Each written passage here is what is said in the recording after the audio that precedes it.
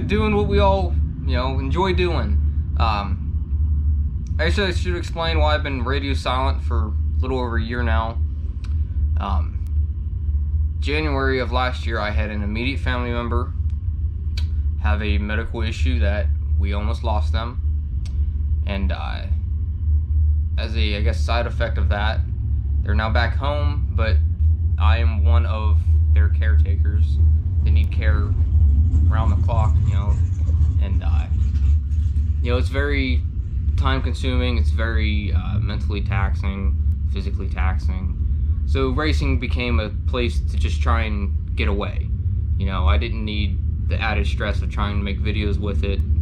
It was just more of a, if I get the time, I'll get out of here and enjoy myself sort of thing. And that's what it was, and it was great. But now I'm ready to get back to making videos and hopefully taking you guys along for a ride. And I do wish I had videotaped more stuff while all that was going on, because so many changes have happened to the S10. We'll get into those in a minute. Alright, so the truck looks a little different.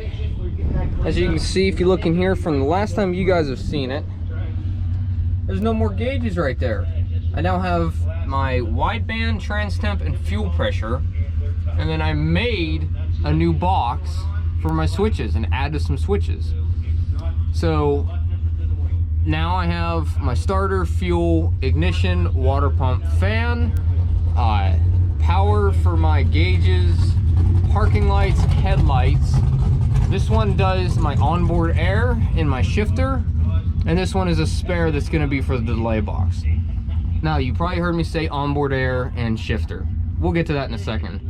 I also added my, I got a Mega Dial for Christmas, actually.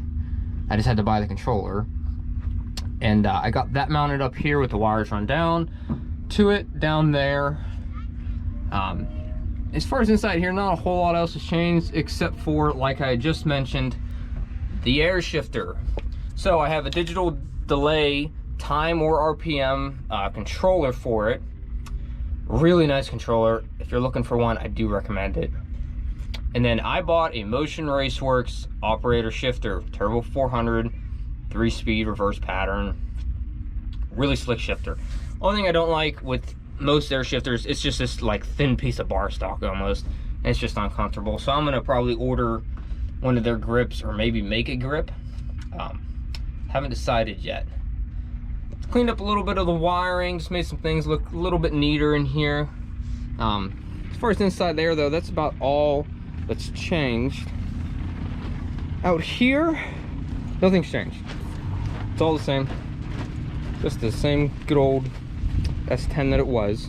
It actually, I actually raised the nose a little bit. I cranked the coils up just a little bit, so that way it wouldn't be going down track so much higher. Just trying to make the 60 foot a little more consistent. Now the rear, if you look, I actually put a 3-inch lowering block with a 1.5 degree angle on the top of it to fix my pinion angle. And the thing sits so nice now. This is right where I'd like this truck sitting. I'd like to body drop it a little bit, but other than that, it looks really nice. So, now with the air shifter, obviously you need air. So I put onboard air on this. Now this is just a Via Air system, like you'd use for doing airbags for a tow truck, or someone would do for a bagged truck, like this bag. This was a slammed out bag truck. It works great. I mean, the shifter doesn't hardly use anything. You figure people buy those CO2 bottles that are a pound, they're only, yay big, and they last them all season. Now, given they're filled to 3200 psi, but I feel that I turn the compressor on whenever I get here in the morning or in the day, and I never hear the compressor kick back on the entire rest of the night after making 4 or 5 rounds. And that's a 2-gallon tank as well, so maybe that's probably a decent part of it. But yeah, this S10 has changed a lot since the last time you guys saw it. I have not. I'm still the same kid that doesn't know what he's doing and just pretends like he knows what he's doing, but it's really proven with the shifter that it can be consistent and is really getting there. And ever since I put the wideband in too, I realized I was running super rich, which is the reason I had such a big fuel swing, and I leaned it out quite a bit. Well, not leaned it, but took fuel out of it, and really am happy with the way the carburetor is now. It idles a lot better. Changed the timing up a little bit. I mean, I've really gotten the thing to be pretty predictable. As long as I can hit a tree and not do something stupid at the top end, I usually know what it's gonna run, or within 5 thou, let's say. But it has just been proving me just amazing this year, and I couldn't be happier about it. So let's see what we can't get done today. Hopefully I can do something good. Today's Saturday and last night was Friday. They were doing gamblers here now. I went out first round of gamblers, not because of my driving, just bad luck, I call it. I was 009 on the tree. They were 011 or 012, I think it was, and I broke out by 1 thou, 001, and they were like 10 off the dial. All I had to do was just lift it just a little bit, but they had almost 2 seconds on me, and I didn't realize. I couldn't judge the gap well enough. I thought about dumping it, and he was just coming so fast. I mean, he had almost 30 mile an hour on me, and it's too much to judge sometimes, and that's just one of those cases, sadly. So hopefully today I can make something happen. All right, time trial number 1. Let's get the first burnout of the day done.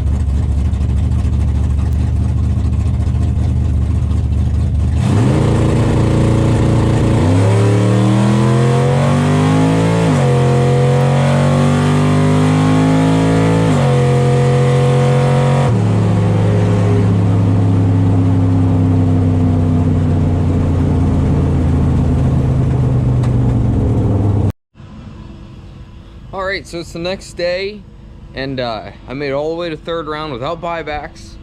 I've only ever made it past first round without, or made it into second round without buybacks, maybe twice. I always lose first round, but actually won first, won second, and I went out third purely because I'm an idiot and went red. I went 15 red. The lady I was racing was 235 green. It was my race to lose on that one, I guess, and it's alright though. I race her a lot. We go back and forth on who wins a lot, so I don't mind giving one back to her. I'll get her next time. But the truck has run the same number over 5 passes. It's totally insane. So I think I actually finally have it figured out, and I'm just happy to be back at it and making some videos for you guys, and hopefully you guys will be seeing a lot more of me now that everything in life settled down a little bit. So you know, I'm just happy to be doing this again. So have fun, be safe, see you in the next one.